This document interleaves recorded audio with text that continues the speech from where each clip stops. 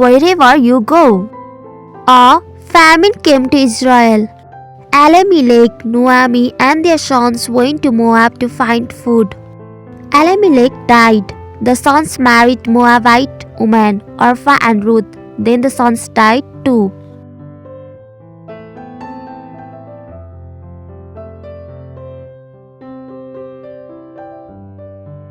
The three women had no husbands. When the famine in Israel was over, Naomi decided to go home. Stay in Moab, she said to her daughters-in-law. It's your home.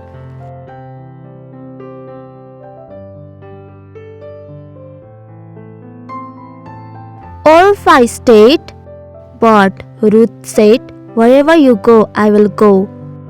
Your people will be my people. Your God will be my God. Together, Ruth and Naomi went back to Israel.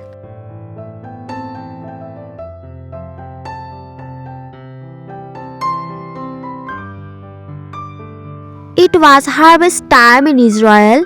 Naomi told Ruth to gather the bits of grain left behind in the field. The field belonged to Boaz, Elimelech's relative. Boaz approached Ruth.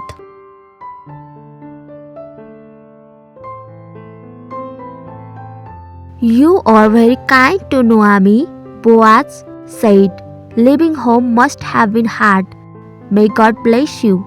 He gave Ruth food and told his workers to watch over her.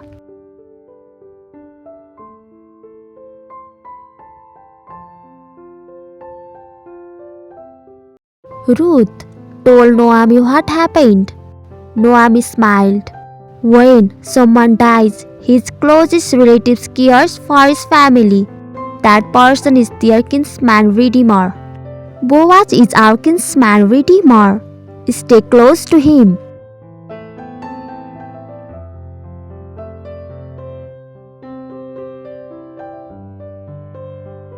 So Ruth stayed close to Boaz.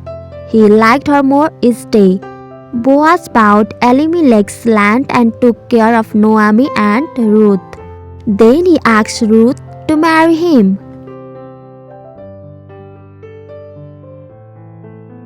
Ruth had a son called Obed. Obed's son was Jesse.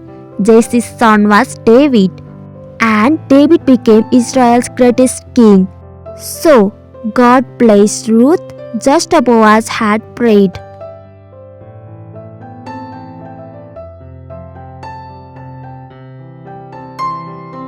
David, Israel's greatest king, was Ruth's great-grandson.